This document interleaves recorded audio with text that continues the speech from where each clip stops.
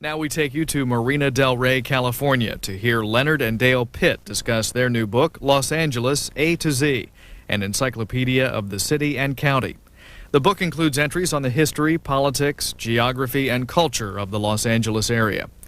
Leonard Pitt is a history professor emeritus at the California State University at Northridge. His wife Dale is a freelance writer and editor.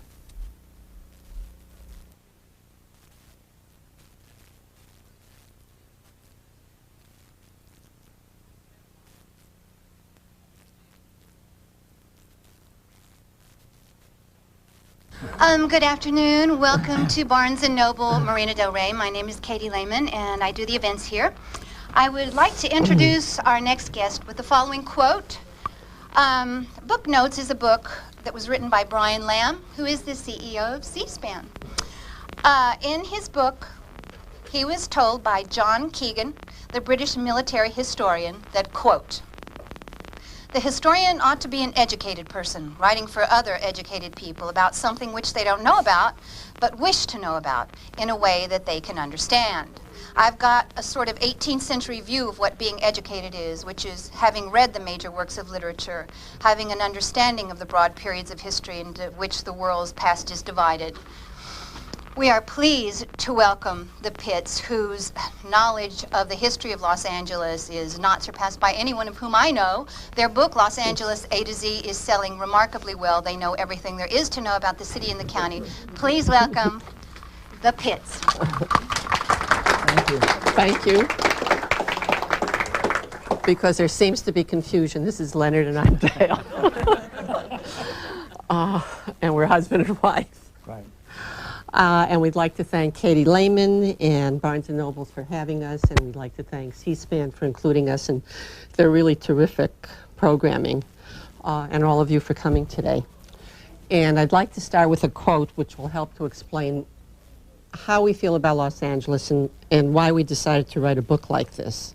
The quote is from Kerry McWilliams, who I think we both think wrote the best book ever about Southern California. And he wrote, "Then it suddenly occurred to me that in all the world there neither was nor would there ever be another place like the City of Angels. Here the American people were erupting like lava from a volcano. Here indeed was the place for me, a ringside seat at the circus." And I think it's a really apt description because LA is exciting, it's colorful, it's a 12-ring circus, it's chaotic, it's messy, and I think all of us are both spectators and participants in it. And one of the things we'd like to do is take a very informal poll right now. Was anybody here born in Los Angeles? Two. We have two. Yeah.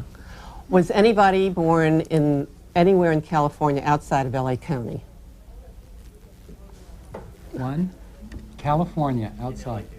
Oh, Okay. LA County doesn't count. All right. None. None. How many were born in any other city or country? Born anywhere but in California. in fact. Everybody. Virtually everybody. Okay. Somewhere in it. That really illustrates our point very nicely, even though this isn't necessarily a very representative group of people in the county.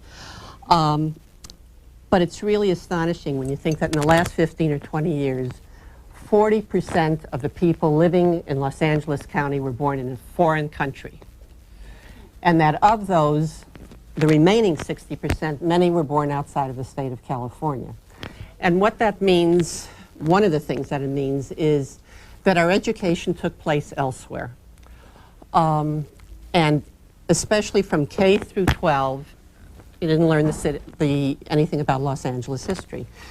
Len is from New York initially and learned about the Half Moon and Henry Hudson and the Dutch settlements and all that. I'm from Chicago. I learned about Father Marquette and Joliet going down the river. But most people here have never learned about the origin of Los Angeles, how the Pueblo was formed, about any of the history, and that has caused a certain alienation, especially in the last 2 decades, and a great feeling of a sense of not knowing where you are, of place. And it's a period of enormous transition, and it leads inevitably to certain conflicts and feelings of strangeness. So that's one of the reasons that we came to write the book, that we were hoping that... Pardon me. Oh, sure. Beautiful necklace. Oh, it's banging. Yeah, just here. It's okay.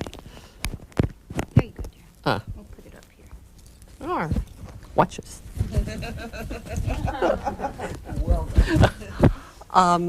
This leads to this feeling of alienation. We're hoping that the book, in a very small way, helps to coalesce and bring people a little more together. It helps them understand not only their own group, but other groups, and how the city grew and how people came to be here. So let me tell you about how the book started, why we wrote this encyclopedia. Actually, Dale has actually alluded to a very important point. It was an outgrowth of my teaching at Cal State Northridge in the San Fernando Valley for a course about Los Angeles history for about 20 years. And I subsequently taught that same course to upper division students at UCLA. My first concept was to write or to prepare an almanac filled with statistics. But when we did some research, we discovered that there was no encyclopedia of Los Angeles, and we got very excited about the idea of writing one.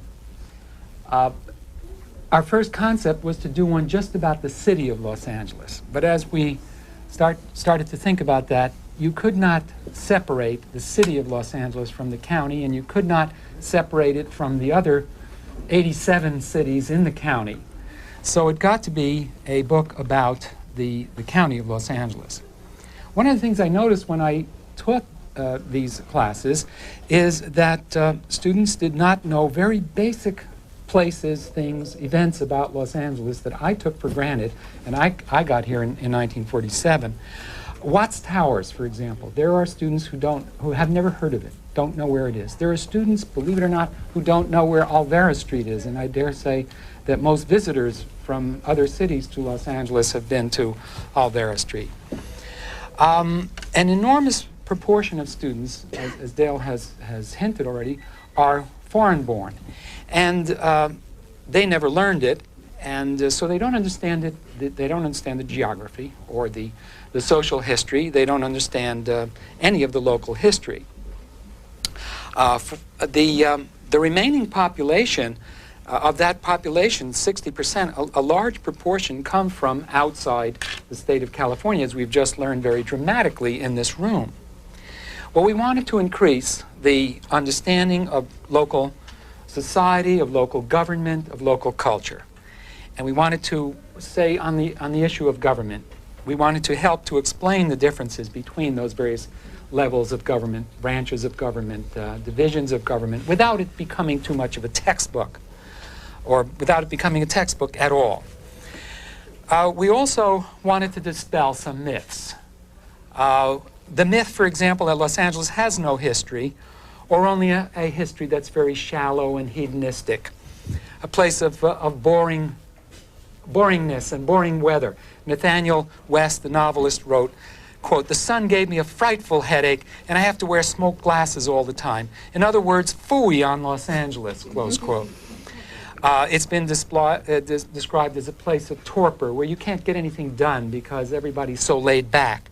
So Orson Welles said, quote, "I sat down in an armchair in Los Angeles when I was 23, and when I got up, I was 61. It's also been damned as a place of moronic ideas. Westbrook Pegler, who was maybe a man of moronic ideas, now that I think of it, wrote, quote, "Los Angeles is the source and home of more political, economic, and religious idiocy than all the rest of the country," close quote. And by the way, as is typical of many critics, both Orson Welles and Nathaniel West settled right here in Los Angeles, despite their misgivings. So it was our intention to counter some of these myths and to dig out the richness and the excitement that is this city. And we also thought that the book had import for people who weren't from this area. One main reason is that Los Angeles, for better or worse, is a trendsetter now and has been for some years. Whether it's the freeway system, the internet, movies, television, fashion, various styles, we seem now to lead the way. Problems that have often been hyped by the media as hyped by the outside media, and often gleefully as LA's problems, you know, immigration, crime, drugs, gangs, fires, racial strife, even earthquakes. In some form or another, soon, a year or two later, wind up showing up in other cities. It's as if Los Angeles is a mirror. You hold it up, and pretty soon it reflects the whole country. The journalist Joel Giraud wrote, "Every American city is growing now. That is growing now is growing in only one fashion, like Los Angeles." Another reason is that we thought Los Angeles A to Z would have value for travelers, tourists, and newcomers. A staggering 20 to 22 million people visit Los Angeles every year. Tourism is a major industry in this city. People from Japan and France especially seem enamored with the whole area of Southern California. And this book helps also orient residents, visitors, business people who are sent by their corporations for shorter or longer periods, who can have the book during their visit and afterward to remind them of what it was like. And for foreign visitors who are planning to visit and would like to orient themselves first, because we live in such an enormous, enormous place that it's almost impossible to encompass. It's interesting also to note that of our recent newcomers, many are foreign-born, and historically, many of the people who shaped Los Angeles, the real movers and shakers, came from other places, other countries. Amy Semple McPherson, the Reverend, architect Frank Gehry, actress Mary Pickford were Canadians. Richard Neutra, the architect, movie maker Billy Wilder, came from Austria. Sam Goldwyn, the movie mogul, came from Poland, and Louis B. Mayer came from Russia. Charlie Chaplin was English.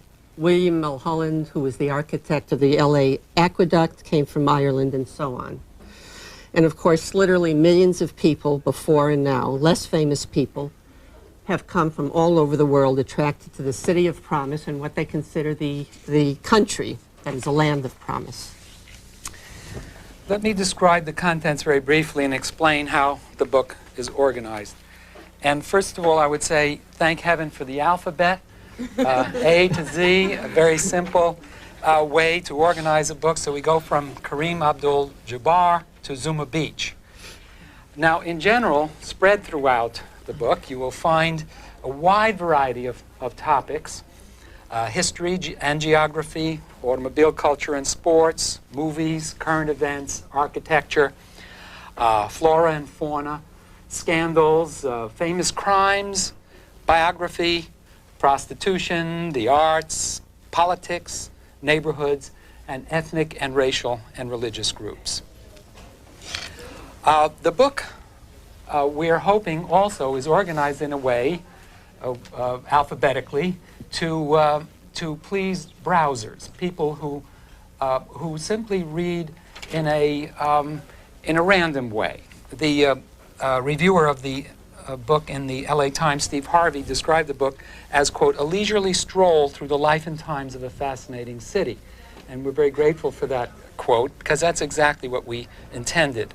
So on the one hand, we wanted it to be a good research tool. If you have something specific to look up, you know how to get there and you look it up and that's it. But also, if you want to wander along the byways of the city and learn something new and just go where your eyes take you, we wanted it to be pleasurable as a read that way too. People, we hoped, would say as they read it to themselves that they would think, well, I didn't know that, or conversely, or I remember that when I was little. And those little sparks come as you read randomly very often. We also added some supplemental features to make the book user-friendly. One was a bibliography. We have a separate listing of fiction about Los Angeles, fiction and nonfiction. Some of the books will be for sale in this store, as a matter of fact, we're sure. Many of them. We have a filmography, and as well a chronology. That is, filmography would be about films about Los Angeles, a listing. We have a chronology. We have some tables and charts on demography and government. If you need to research recent voting patterns or when was a certain city incorporated, it's all there at your fingertips. We also have, and we're very proud of this, some 350 photographs. Which we worked very hard to get. Very hard to assemble historic and current photographs. We have, they're scattered among the 1900 entries, and they help to illuminate the entries. They're not there just for graphic effect. We also have some. We have the earliest known photograph of Los Angeles, and we have some that show the most recent scenes. We know that because we took them ourselves. We also sprinkled lively and provocative quotations through the book, and we've already quoted a few, and we'll probably quote you a few more. So we've been asked how we went about planning the book. I'm not sure. We didn't start with A and go through to Z. We actually started with obligatory entries. There were things that obviously had to be here. We had to include all the entries, all 88 incorporated cities in the county. We put in many of the larger unincorporated ones like East Los Angeles.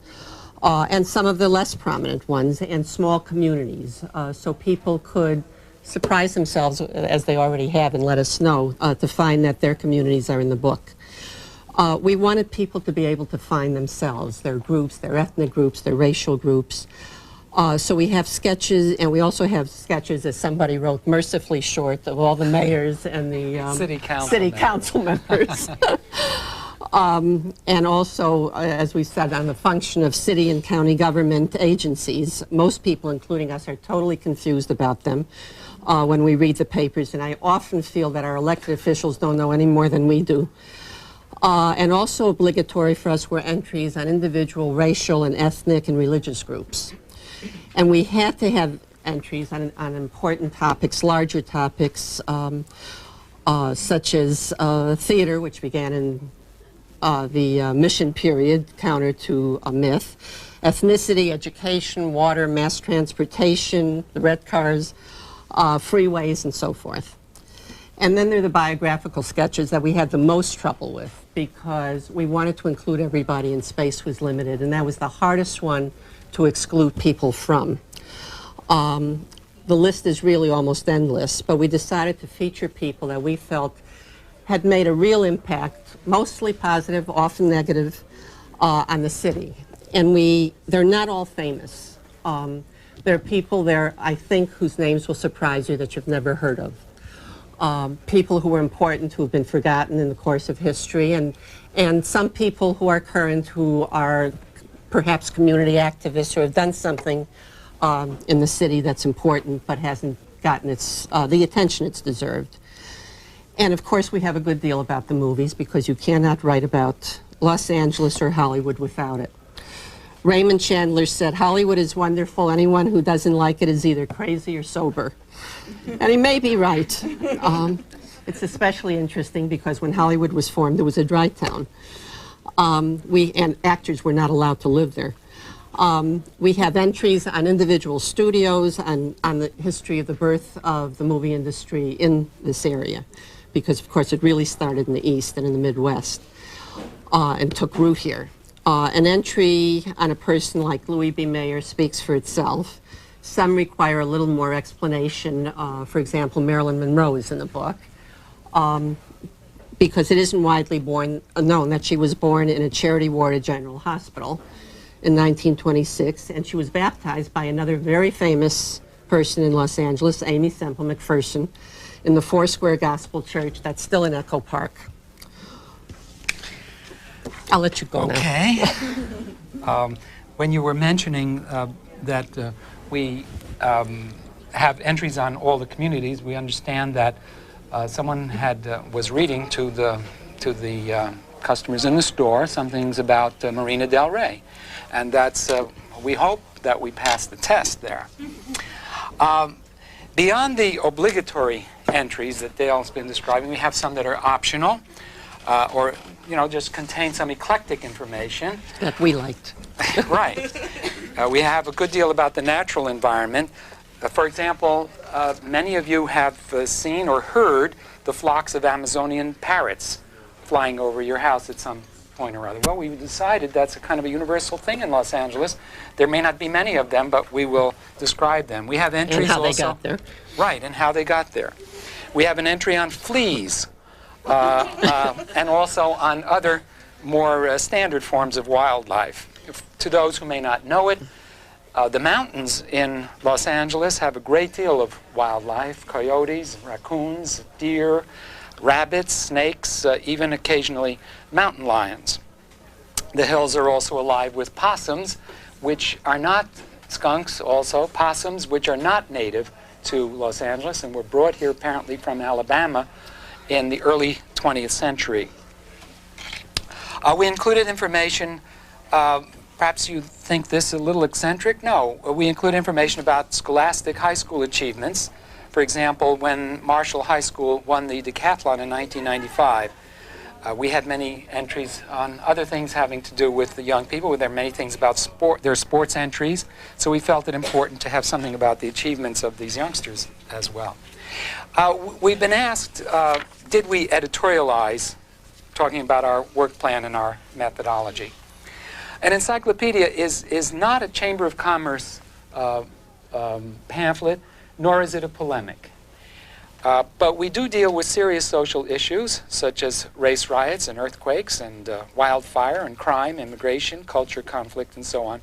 And we hope we have dealt with them in a fair and even-handed manner, but always to present the factual information, because I think that's what people are looking for primarily.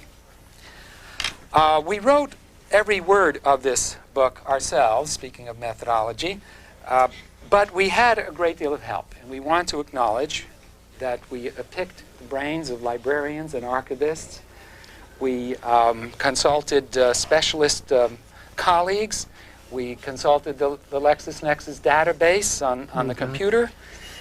We talked to chambers of commerce representatives. We consulted primary and secondary books and journals. We did this for 6 years, by the way. We conducted an extensive fax correspondence, and we did a lot of personal field research going to public institutions. We tried to thank as many people as we could in the acknowledgments, and we would like to thank them again, and including the entire staff at the University of California Press. Incidentally, almost without exception, people were very generous in providing us with information, very, very friendly. And eager to help. We've also been asked what has remained constant and what has changed over the period that we cover, from prehistoric to 1997. And I think the thing that's remained most constant, that through all the newspapers from the very beginning, is the ethnicity and diversity of Los Angeles. It is not a new theme, contrary to popular opinion. The 44 original settlers of Los Angeles were a mix of mestizo, of Indian, Mexican, and African. And they were greeted by a very large population of Native Americans who had been living here for hundreds of years. Even in the 1850s, during the American period, the population was very cosmopolitan. It consisted of, quote, an alliance of Californians, Mexicans, and South Americans, of Yankees, Britons, Frenchmen, and Germans, of mestizos and whites, of merchants, gentry, and lawyers, of Protestants, Catholics, and a sprinkling of Jews, close quote. Another theme that's constant is crime. From the very earliest, people are describing the murders taking place in this tiny little pueblo. And of course, crimes of the century. Everything is called the crime of the century. It started with the Fatty Arbuckle case and probably the one that really was the crime of the century in Los Angeles, I think without any doubt, was the bombing of the Los Angeles Times building, because that one really changed the history of the city. In 1910. In 1910, right. Another theme, an issue, is the quality of the air. In 1541, Juan Cabrillo was sailing in Santa Monica Bay. And on the shore, he saw smoke rising from an Indian fire, and it went up several hundred feet. And then instead of disappearing, it smoothed out and laid flat. He didn't understand the reason, but he called the area the Bay of Smokes. The fear of immigration is another constant topic. It's been going on the whole time. Pio Pico, who was the last Mexican governor of Los Angeles, wrote in 1846, voiced his concern. It was slightly different than today. He said, quote, "We find ourselves suddenly threatened by hordes of Yankee immigrants who have already begun to flock into our country and whose progress we cannot arrest," close quote. It's impossible not to think of this without a certain irony. Of course, in that time, this area was largely a Mexican stronghold. We've also been asked what has changed most over time. I'll just mention a few things, and perhaps in questions we can take a few others. The most obvious change is the tremendous rapidity of population growth and urbanization. It's almost unbelievable, but in 1900, the city's population was 102,000, as small as that. And the county of Los Angeles only had 170,000. And now, as we approach the new millennium, the city has 3.2 million, and the county is nearing 9 million. And so the implications of this are tremendous all along the line. Of course, the ethnic diversity that we've already alluded to has increased geometrically, particularly since the 1960s, since changes in the immigration laws. We've also been asked what surprised us the most as we researched the book and what we discovered that we hadn't expected to find. I will mention one, and perhaps Dale will also mention one.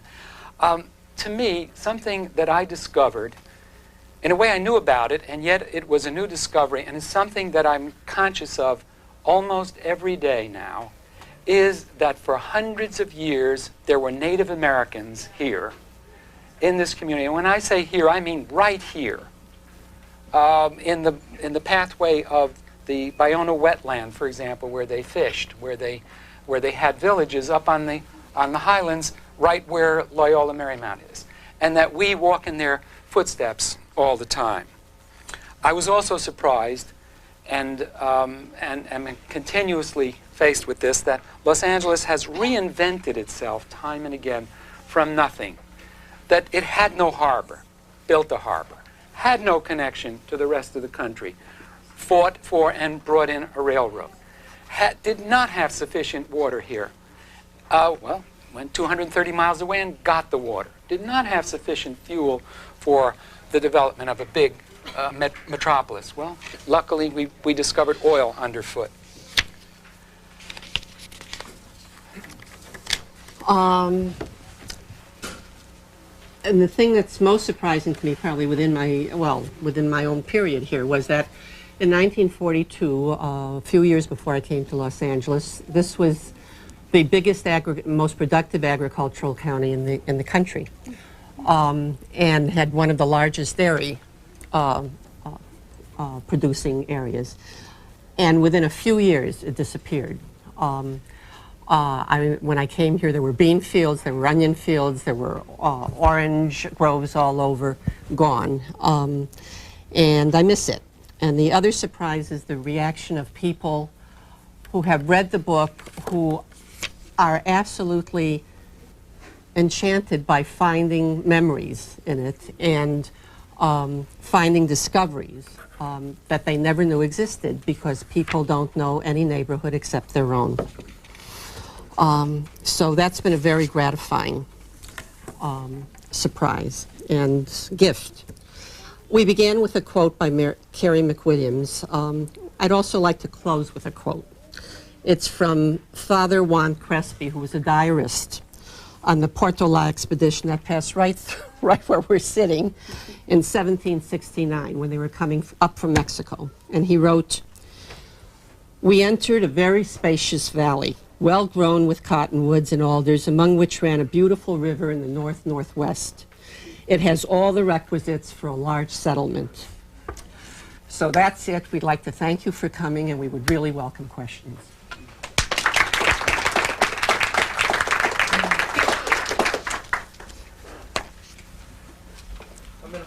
I'm in Holland, the guy that invented the water. When the dam broke, how come he didn't? He was, I guess he went to court, but he killed hundreds of people, and he was never went to jail for that.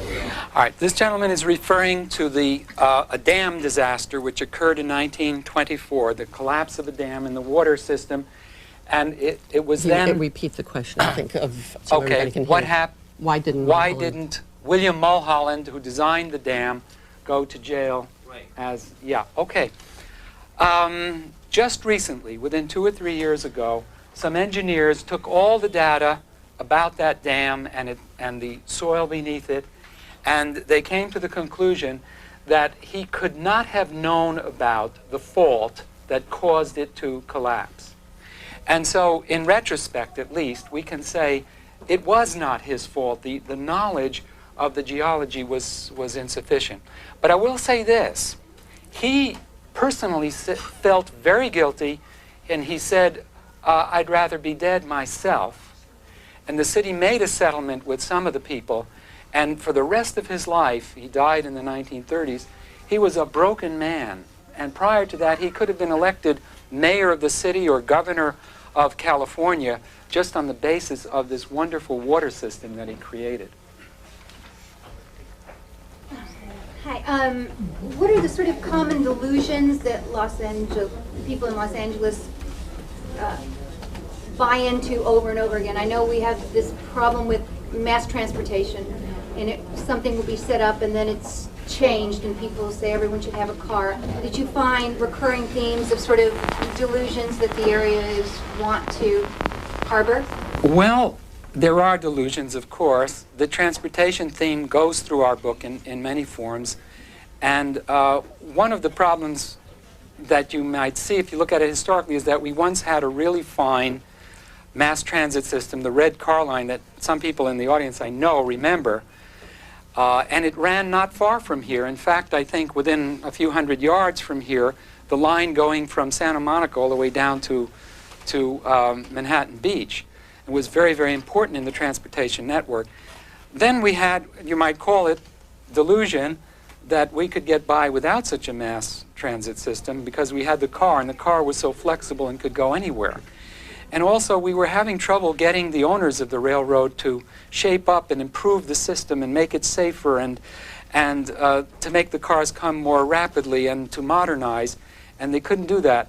So the combination of the experience of the car being so accessible, so cheap, and so possible to go everywhere created in our head a delusion that we could have a great metropolis without a rapid transit system, which we're the only great metropolis that does that. And we're now seeing that maybe it was wrong. Maybe we have so much more accessible here than in other.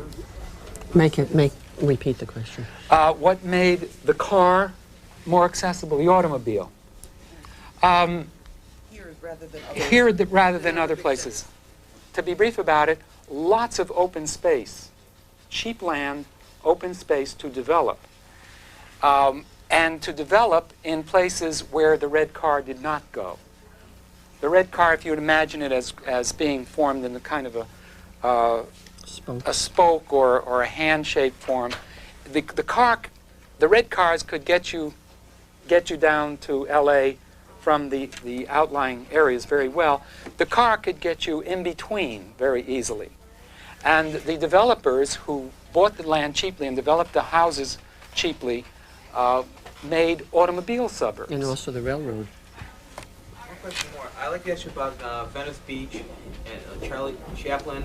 It was like they tried to build it back then for, like they did in Italy, you know, where they had the Venice Canal. And the people back then. What was how did they start that? Like how was that? Well, that was Kinney. started. Repeat. I don't know whether you can hear. I'll repeat it then. How did Venice begin as an sort of imitation of Venice, Venice, Italy. Italy? Yeah. It was started by a man named Abbot Kinney, who had a dream. And he was a very wealthy man, so he could execute the dream to create. Made his money off of cigarettes, I think. Yeah, he did. Family was cigarette manufacturing, and he thought to create a Mediterranean theme park, you might call it, where people would come to hear lectures and to hear music and watch the greatest dancers and actors and actresses, and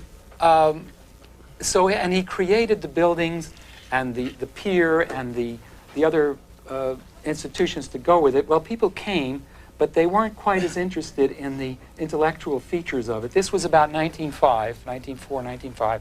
They were interested in the honky-tonk. They were interested in the Coney Island-like features and in the roller coasters and the model railroads and so on. And gradually it developed along those lines into a very big thing. And it was, until the 1930s, 40s, 50s, a very attractive, appealing theme park, until the coming of Disneyland, you might say. Has writing this wonderful history of Los Angeles allowed you to form some opinion as to where Los Angeles may be going in the future, in the near future? God knows.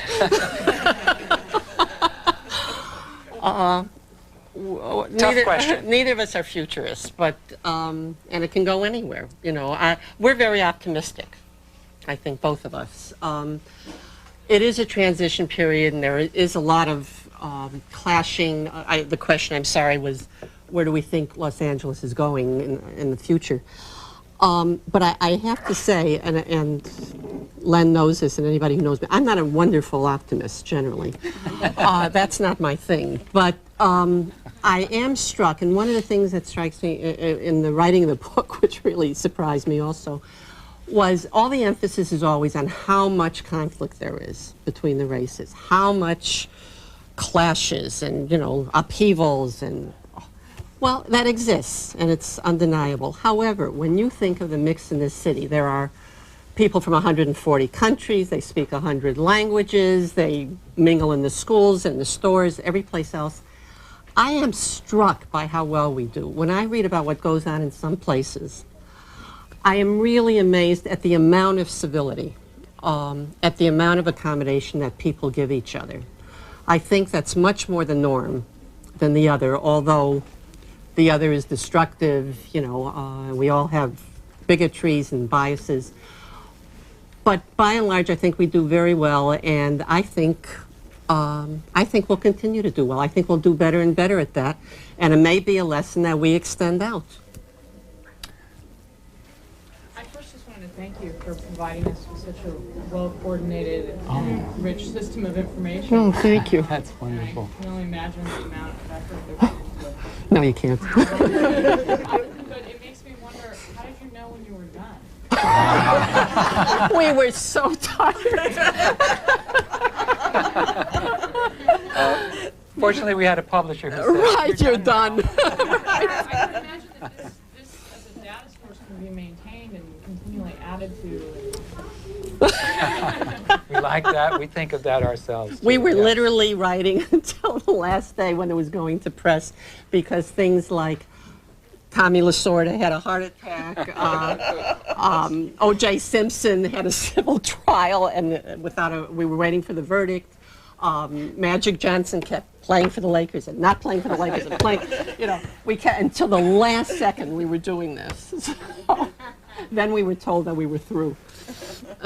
Yeah, I hope you're open to some suggestions and Please. constructive criticism. Absolutely, absolutely. Taking off two things you mentioned, the crime of the century, the LA Times bombing. So I looked it up here under LA Times, of it whatsoever under LA Times. So I'm wondering, I'm wondering where it appears, which made me think it would be good if you had cross-references, source references, and an index.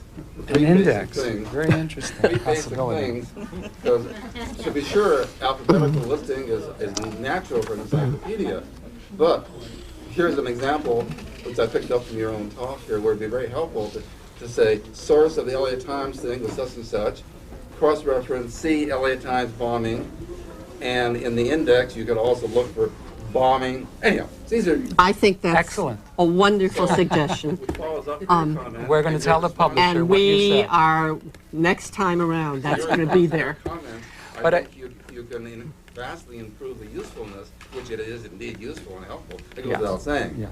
So I'm trying to get... I will just answer That's terrific. the specific point. The McNamara trial Yeah, is a it's under separate entry. McNamara's. Okay, so It's also mentioned Under elsewhere, but Darrow. McNamara trial, Clarence Darrow gets his own Yeah. entry here. But as you're well. absolutely right. And as a matter of fact, at the end of the introduction, we have a P.O. box number. And we welcome suggestions like Let that. me give you a couple other small ones. Absolutely. I'll write them down. You mentioned Iona wetlands. Yeah. Yes? I'm one of the people who's fighting to try to save what's left of it. Good for you. Right. And unfortunately, through no fault of your own, I'm saying, your statement here indicates that the battle is all over. It isn't all over. Oh. And some environmentalists indeed did settle with the developer, but many others, and see. other than not environmentalists, it isn't just environmentalists, are continuing the battle. Good. So that's a case of not editorial comment, but factual. You're right. Very We good. welcome And that. one more and I'll stop. No, you don't It's all have to right. stop. Example, under, Write us, for heaven's sake. example, you have under La Raza, we need a party. Yeah. It's a very small entry. but Yeah, you indicate it's a that very small party. It once qualified and then lost qualification. That's wrong. Is that Completely wrong. right? It never qualified I in see. California. Okay. So these are examples of things that can be followed Appreciate up it. on. We do regard appreciate that as your Yeah. participation Right. in You're very the welcome. writing of this book. And if you write we us like and that. give us your name and we Yeah. change it, we will acknowledge it. And I get 10%. Absolutely. Yes. What is the status of the sun and the air in Los Angeles? The smog and the sun's pretty In intense. in a word, the air has actually gotten measurably better, but the number of cars continues to increase, and therefore we are running on a treadmill. The automobile technology has improved, and we have, I think, fewer smog alerts now than we used to. But we can't rest on the laurels about this because automobiles and stationary sources And diesel. are a very serious problem, a very serious problem indeed for Los Angeles in the coming decades. And trucks and buses. And trucks And buses with Diesels. diesels and particulate matter, yes. You mentioned that the book has been more successful than you anticipated. Why do you think that's true? I mean, do you think there is really a growing awareness of the need to be more knowledgeable? Or? I think it's because people really crave a sense of community and of belonging to something and being part of something. I think it's something that to a great extent we've lost, and I think people want it desperately. I think they're so overwhelmed by hearing the negative all the time and by not being part of something that the people who have talked to us, that's what they've expressed. I think it also has something to do because the book is so interesting. Thank you. Well, that's wonderful. And also That because too. it's being promoted very nicely by Yeah. Yeah. Barnes and Noble Yeah, and so on. and I mean, we've the help that we've gotten, and Barnes and Noble has been a leader, is just incredible. Yeah. Just incredible. We're very grateful. I have a quick question. Do you talk about dispelling the myth about LA, New Yorkers calling LA a cultural wasteland and the negative riff because I'm from New York, so Yeah. I had to go through that whole thing.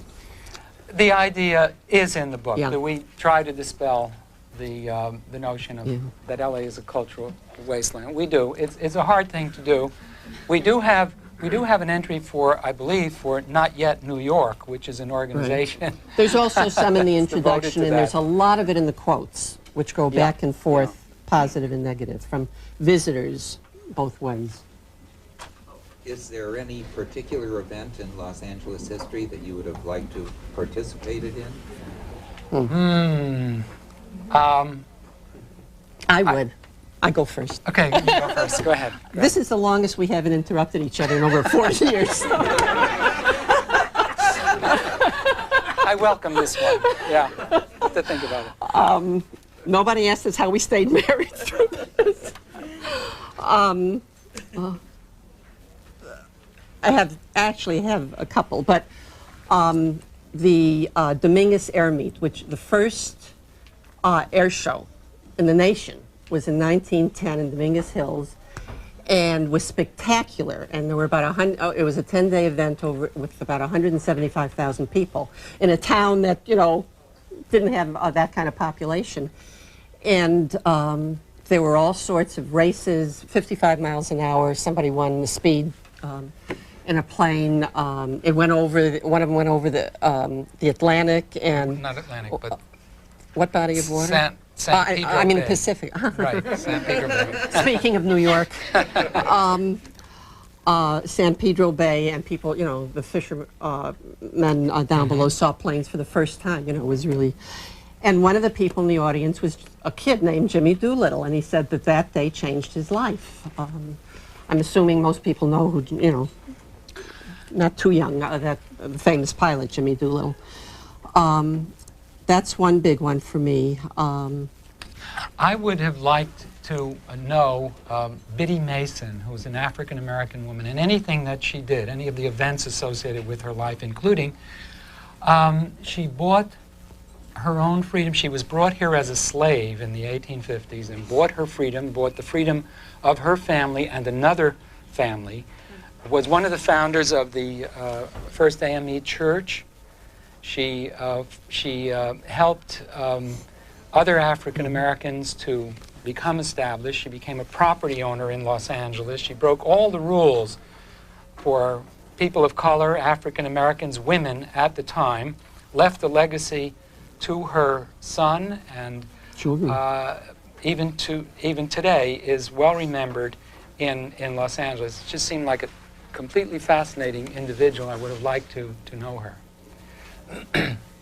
Who do you think the biggest unsung hero is in? Well, she's one. She's of them. one. She's yeah. one. Let's see. I don't know. I have one, but I love a character. I know very little about him, or we do, called Pirate Joe Chapman. Yeah. Who was a pirate. He was the first American in the area. Jumped ship, was arrested, brought to Los Angeles, and was hired to build the church in the plaza. That is, to direct the Indians. He was a carpenter. He was an expert carpenter, and he directed the Mission Indians on building that church. And he did all sorts of things and just seemed fascinating to me. There are a lot of characters like that. Who was there's so many. I think most people were unsung. There was one who was sung in his time but is no longer remembered, is John Randolph Haynes, who was a physician, a reformer, and a philanthropist. And he had a lot to do with the shaping of the city charter and the government that we have today. And he was an extremely interesting figure. He helped to initiate the initiative, referendum, and recall that we have in Los Angeles. And he would have been a very interesting person. That often makes us crazy now, but it was a very progressive action at the time. And has the police department always been so strictly? In a word, yes, for a long time. Right. One more question. I think the book's great, and I think you can do really well. Thank you. And I wish in the next book you have Los Angeles, you put it Los Angeles Diaries, because it's like a memoir, It'd be nice. Diary. Diaries. Diaries and memoirs. And two questions I want to ask you. One about J. Paul Getty. Did you talk about this new thing that they're building right now, the $1 billion? Mm-hmm. Yeah, the Getty Museum is there. And one thing about OJ, I hate talking about him, but people, since that incident happened, people are more prejudiced today since that case happened. I'm not sure. I know there's a lot of talk about polarization and stuff, and I'm sure there is and was, but I sort of have my doubts about how polarizing it was and what kind of a lasting effect it has. I'm not sure. It certainly revealed a polarization and revealed a lot about the races. Whether it was a cause, I don't know. We do, to go back a moment, we do have an entry on the Getty Center, and we have an entry on J. Paul Getty, and also on a house called the Getty House, which not too many people realize is the official residence of the mayor of Los Angeles, and it was bought and presented to the city by the Getty Oil Company. Tom So, Bradley lived there, but Reardon right. doesn't. Back there? I had a question. What role did the discovery of oil play in the development of the city of Los Angeles? That's our son. tremendous role in creating an industry for export, an industry for domestic use. It gave employment to a great many people. It caused tremendous upheaval in the real estate market, since if oil was found directly under your property, you were okay. But the people living next door to you on each side may not be okay, might have had oil spewing all over them. And so it had many, many ramifications. But the long-term economic one was a very positive one. You mentioned Kerry McWilliams in your introduction. Can you tell us who he was and his importance in Los Angeles history? Kerry McWilliams was an attorney, a journalist, an editor, and a historian. And he wrote Southern California, An Island on the Land, which he published in 1947, and I'll almost bet is for sale in this store today, which is our favorite book. He wrote other books. North from Mexico was the first really outstanding book about Mexicans, Mexican Americans, and he was once the editor of the Nation magazine, and also while he was in California, he was the lawyer in the Zoot Suit case, and he had a very radical perspective on Los Angeles. He was a very sound researcher and a wonderful writer and a really good historian. So if you want to read something up to 1945, it's still, we believe, the soundest and most readable book. When's your sequel? 4 years. So keep on. When the new census comes out. That was